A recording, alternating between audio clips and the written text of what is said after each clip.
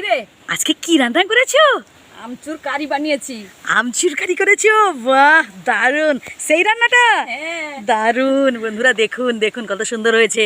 আর শুধু এই প্রথমে এইটুকু দেখলে হবে না, শেষ পর্যন্ত দেখতে হবে, তাহলে আপনারা বাড়িতেও এইভাবে সুস্বাদু রান্না করতে পারবেন, যেটা হচ্ছে আগেকার দিনের রান্না। হ্যাঁ কিরে কোথায় এসছো গো? আর মাছগুলো ধুয়ে নিলাম। বাহ, কি মাছ এগুলো দেখি? পোনা মাছ। বাহ। ও মা, এক কাজ করো না, এর আগের বছরের আমচুর আছে না? হ্যাঁ হ্যাঁ হ্যাঁ, ভালো আছে তো আমচুরগুলো? এই সময় না আমচুরের টক খেতে খুব ইচ্ছে হচ্ছে। আমিও সেইটা বলছিলাম রে। আমচুরের টক হচ্ছে বাঙালির খুবই প্রিয়। টকটা তো সব থেকে একদম। আর আম টক খেতে এত ভালো লাগে, আম টক, আম ডাল, আম দিয়ে তুমি যার মানে বানাও না কেন খুব ভালো লাগবে। আমের আচার বিভিন্ন রকমের হয়, আর একটু টক টকও লাগবে। হ্যাঁ আর হচ্ছে তুমি এক কাজ করবে, তাতে আর কোনো সবজি দেওয়ার দরকার নেই, না আর কোনো সবজি দেওয়ার দরকার নেই, একদম স্রেফ আমচুর দিয়ে তুমি হচ্ছে এই পোনা মাছের টক বানাও। হ্যাঁ একদম সুন্দর। হ্যাঁ, এদিকে চারিদিকে বেশ সুন্দর মনে হচ্ছে। এবার রাস্তাঘাট একটু শুকনো হবে, চারিদিকে পুরো একদম জল থই থই থই থই করছে দেখুন বন্ধুরা। আর পুকুরও পুরো আবার কখন চলে আসবে, আর চলে হ্যাঁ যাচ্ছে পরপর মেঘ। আর পুকুরটাও মা একটু দেখিয়ে দাও পুকুরটা। দেখুন বন্ধুরা, পুকুরটাও পুরো একদম জলে থই থই করছে, বেশ সুন্দর লাগছে দেখতে না। আসলে যারা এখানে থাকে তারা বুঝতে পারে গ্রামের দিকে বৃষ্টি হলে যে কি কষ্ট, কি দুর্ভোগ চারিদিকে, মানে ওই দূর থেকে দেখতে ভালো লাগে, কিন্তু যদি আপনারা একদিন এখানে এসে থাকেন না তাহলে বুঝতে পারবেন যে ফুলে গেছে গোটা, এই যে হয়ে গেছে মানে কাদায় গিয়ে, বুঝলেন? যারা গ্রামে থাকে তারা, হ্যাঁ অনেক গ্রামে অবশ্য জল নিকাশির ব্যবস্থা আছে, সবই ঠিক আছে, কিন্তু আমাদের গ্রামে এখানে ঠিকঠাকভাবে জল নিকাশির ব্যবস্থা নেই। আমরা যে জায়গাটায় থাকি মানে খুব কষ্টে মানে আমাদের দিন যাপন করতে হয় এই বর্ষাকালটায় আর কি। ভীষণ কষ্টে আমাদের হচ্ছে বেরোতে হয় ঘর থেকে বাইরে কর্মস্থলে, প্রচণ্ড কষ্ট হয়। একদম একদম হাঁটতে বেরাতে পারি না, বেরানোর সময় হলে না মনে হয় কান্না পাই, যাবো না। তো যাই হোক, আর যাই হোক, আপনারা দূর থেকে দেখুন, পুকুরটা আপনাদের কাছে দেখতে ভালো লাগবে, কারণ চারিদিকের মানে অপরূপ সৌন্দর্য, এটা সত্যি মনোমুগ্ধকর। হ্যাঁ একদম। তো যাই হোক, এবার চলো রান্নাঘরে। হ্যাঁ রান্নাঘরে যাই, এটা রান্না করতে হবে, এদিকে স্কুল আছে না 10টায়, তাড়াতাড়ি আমাকে রান্না করতে হবে। আমি রান্নাঘরে চলে এসেছি, 2 পিস মাত্র মাছ নিয়েছি। কালকে মাছ খাওয়াবে না, কালকে বৃহস্পতিবার, তাই আমি 2 পিস মাছ নিয়েছি। এরপর আমি এটা ফ্রিজে রেখে দেবো। ধুয়ে নিয়ে চলে এসেছি। আপনারা না লবণ মাখিয়ে রাখবেন, মাছে দিলে ভালো থাকে, ফ্রিজে রাখে, তাই আমি লবণ মাখিয়ে দিয়েছি। লবণ মাখিয়ে এটাকে ফ্রিজে রেখে দেবো। রান্নাঘরে চলে এসেছি, কড়া বসিয়ে দিয়েছি, মাছ ধুয়ে নিয়ে চলে এসেছি।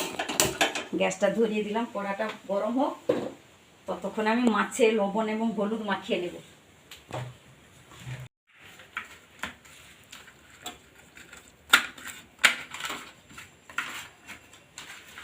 কড়াও গরম হয়ে গেছে, কড়াতে এবারে প্রথমে আমি তেল দিয়ে দিলাম। তেলটাকে ভালো করে চারপাশে মিলিয়ে দিচ্ছি, নাহলে মাছ দিলে বসে যাবে। তেলটা দিয়ে দিলে আর মাছটা বসবে না। ভালো করে কড়া গরম করে তারপরে তেল দেবেন। তেল ভালো করে গরম হলে তারপরে গিয়ে মাছ দিতে হবে। গরম হয়ে গেছে, এক এক করে আমি মাছ দিয়ে দিচ্ছি। মাছগুলোকে পরপর আমি উল্টে দেবো, দেখুন। এরপর আবার এটাকে উল্টে দেবো। এই পিঠটা হয়ে গেছে, আবার নিচের পিঠটা হয়ে যাবে। এগুলো কিন্তু ভাজা হয়ে গেছে, এরপর আমি এক এক করে তুলে নেব। এরপর ওই তেলে আমি মাছের টক বানাবো। এরপর আমি লঙ্কা দিয়ে দিলাম, লঙ্কা দিয়ে দিয়েছি। এরপর 5 ফোড়ন দিয়ে দিলাম। পোস্ত বাটা নিয়েছি, পোস্ত বাটায় জল দিয়ে দিলাম, ভালো করে মাখিয়ে নিচ্ছি। হলুদ গুঁড়া দিয়ে দিলাম।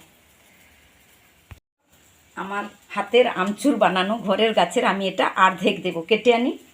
চলে এসেছি। আমার মেয়ে বেশি টক খায় না, আর আমি একটু বেশি টক খাই, তাই আমি মাখাবো না, এইটাই দিয়ে দেব। ভালো আর একটু জল দিয়ে দিই, লবণ। ভালো করে ফুটবে এটা, পরে ফুটলে তারপরের কাজ পরে আছে। জলটা কত সুন্দর ফুটে গেছে দেখুন, দারুণ টকবক টকবক করে ফুটছে একদম টকটা, ব্যাপক। এরপর আমি ভেজে রাখা মাছগুলো এরপর এতে এক একটা করে দিয়ে দেব। মাথাটা দিলাম, এরপর আমি ওই চাকাটা দিয়ে দিলাম। ওটা সিদ্ধ হবে, একটু সময় যাবে, সিদ্ধ হতে দেরি হবে, তাই ফুটে উঠতে আমি দিয়ে দিই। আপনারা প্রথম থেকে কিন্তু শেষ পর্যন্ত দেখতে থাকুন, দেখতে হবে, না দেখলে কিছু বুঝতে পারবে। আর এই চ্যানেলে হচ্ছে আগেকার দিনের রান্না বান্না, এগুলো আপনারা দেখতে আর পাবেন। বন্ধুরা আসুন, আপনারা আসুন, সবাই মিলে এই তরকারি নিয়ে সবাই খাবো, আমার সবাই খুব একসাথে ভালো খাবো। লাগে। সবাই একসঙ্গে বসে খাওয়া সে মানে আনন্দটা একটা অন্যরকম আনন্দ, হ্যাঁ, একদম একদম। এত সুন্দর লাগে। বন্ধুরা আপনারা আসুন। এরপর সুন্দর টক হয়ে গেছে দেখুন। এরপর আমি একটু উপরে একটু সরিষার তেল দিই, কেন স্বাদটা ভালো লাগে। একটু সরিষার তেল দিয়ে দিলাম। এরপর আমি গ্যাসটা বন্ধ করব, দিয়ে নামিয়ে নেব খাবারের জন্য।